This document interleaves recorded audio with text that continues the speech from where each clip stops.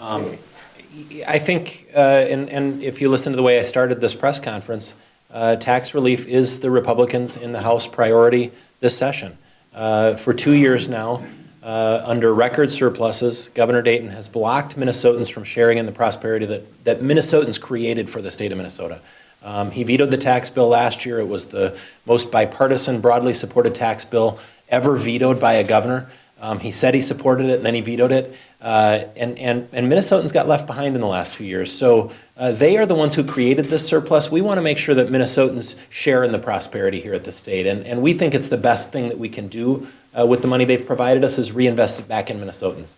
How much responsibility do you bear for not getting this tax bill? It was the legislature that made the mistake that caused it to veto it last year. And the previous year, I think that you didn't manage to negotiate a tax bill at all. As Speaker of the House for the past 2 years, don't you bear some responsibility? You know, I think you have to take the governor at his word. He said he supported the bill. There were numerous ways we could have resolved the one-word error. Almost every bill that we pass here has some sort of an error in it. We fix them all the time. That's not uncommon, and I think everybody knows that.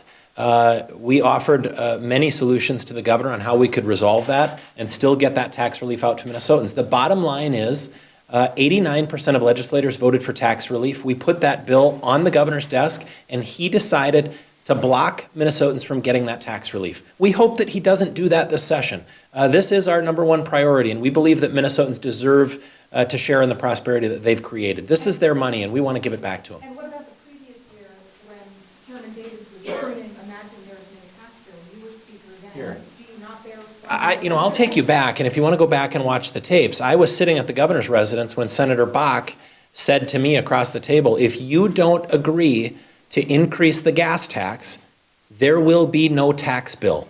That is a direct quote from what Senator Bach said in negotiations at the governor's residence. I'll repeat it for you. Senator Bach said, if you do not agree to raise the gas tax, there will be no tax bill this year. If you think I bear some responsibility in that, it's because I was protecting Minnesotans from an unnecessary, super regressive tax increase on every mile they drive and every dollar of gas they put in their car. And it is a broken promise from the Dayton administration, who said, I'm only going to tax the rich. Remember how many times he said that? We're just going to tax the rich, except if they drive a car. And we know that the two most regressive taxes that are in Minnesota are the cigarette tax and the gas tax, because they much more greatly affect and disproportionately affect low-income Minnesotans. And those are the two taxes that he has consistently talked about increasing. So again, it's an example of broken promises, but it also, I think, is what frustrates Minnesotans about what we do here. This kind of ultimatum politics. You know, Senator Bach saying, there won't be a tax bill. We're not going to do any tax relief unless you agree to raise taxes on Minnesotans. That's a tough pill to swallow for Minnesotans. And the reason it is because we have a surplus. We have a $1.65 billion surplus right now. Roads and bridges are a constitutionally defined core function of state government, right? Right up there with education and public safety. So doesn't it make sense that we take the money Minnesotans have already given us and pay for what they expect us to pay for? Of course it does. But Democrats' response has consistently been, no, we're going to take the surplus, the extra money you've already given us, and we're going to raise more taxes to pay for the basics. We're going to spend this on other stuff, and we're going to raise more taxes to pay for the basics. That doesn't make any sense to a Minnesotan watching on the sidelines. And you know what? We're going to send them their money back, and that's what we're going to do today in the House, is make sure that Minnesotans get their money back. That's what's happening today in St. Paul. A message from the other side this morning, and I'm sure it will be repeated this afternoon on the House floor, is that for every $5 of tax cuts, there's only $1 in new money for education, and they say it's a reflection of misplaced priorities. Well, you know, our education bill puts $1.1 billion of new money into education. 1.1 billion. Our tax relief is 1.35 billion. We think they're fairly equal. Not exactly, but fairly equal. So for those that want to spin a web of lies, you know, I think we had a referendum on whether people believed the lies that come from the other side. And we had that in November. And folks decided to place their trust in the Republicans, who have brought common sense back to the Capitol in St. Paul. We're the ones who are thinking about Minnesotans, thinking about the struggles that Minnesotans go through and the needs of Minnesota families. And we're the ones who are putting them first. And our tax bill, by putting money first back into the pockets of Minnesotans shows that our priority is to put Minnesota families first. And that's what we're doing today at the Capitol. I will just offer too to this question, those same people who on the other side who may be making those assertions, many of them are going to be voting for the bill today. In an odd twist of fate. Go ahead. Well, how do you get 1.3 billion in tax relief and 1.1 billion in UAM for education and the reinsurance within the confines of the surplus?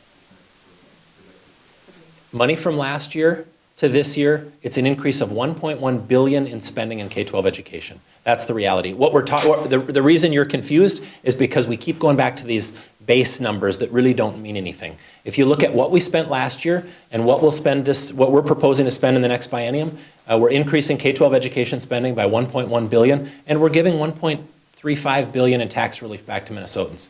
And we're going to do a lot of other stuff that really is going to be helpful to making sure that we're closing the achievement gap and reducing some of the red tape and putting choice back into a family on where they want to send their kids for their schooling.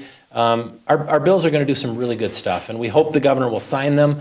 We understand that he has some outside groups that may not like what we're doing because they want to, protect their acorns. But we're not going to squirrel away stuff and help special interest groups. We're going to put Minnesotans first in our tax bill. We're going to put kids first in our education bill, and we're going to do what's right for Minnesotans consistently through this session. Chairman Davis, my understanding is that your tax bill does not have any increase for LGA this year. Wasn't there an increase in LGA last year in the tax bill that didn't quite work out? And aren't you generally a fan of providing that help to local governments?